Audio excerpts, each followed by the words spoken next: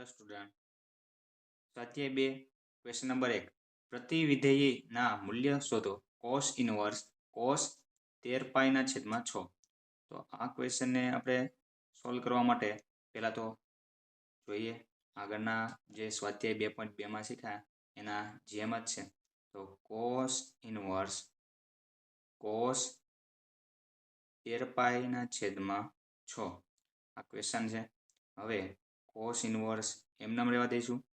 Cos 13 પાઈ upon 6. તો આને આપણે ગોઠવવાનો છે જેમાં આગળના ક્વેશ્ચનમાં શીખ્યા તે રીતે. તો આ રીતે આપણે વિચારી શકીએ આને. તો પાઈ અપોન 6. તો અહીંયા કેટલા નંબર મૂકીએ કે આ બંનેનો ગુણાકાર અને આ એડ કરવી કે બાદ કરવી એ બંનેમાંથી કઈ રીતે ગોઠવાય તો 13 પાઈ લખાય.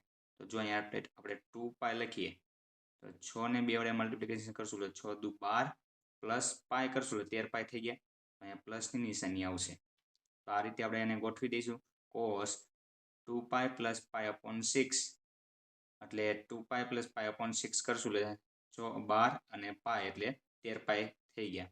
હવે આ રીતે કોસ ઇનવર્સ એમનામ અને કોસ 2 પાઈ ત્યારે આપણે આ રીતે વિચારવું પડશે. અહીંયા 2 પાઈ તો કે અહીંયા છે 2 પાઈ તો કે 2 પાઈ પ્લસ તો 2 પાઈ પ્લસ એ 2 પાઈ છે અને પ્લસ એટલે આગળ વધશું આપણે.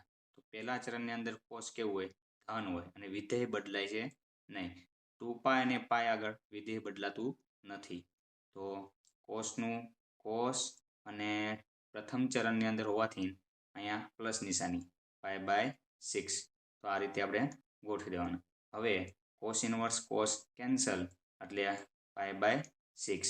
તો આપણો પાઈ બાય 6 છે એ કયા વિસ્તારની અંદર આવ્યો તો પાઈ બાય 6 બિલોંગ્સ ટુ 0 થી પાઈના વિસ્તારમાં આવી જાય. કેમ કે કોસ ઇનવર્સ હોય આપણો વિસ્તાર કેવો હોય 0 થી પાઈમાં.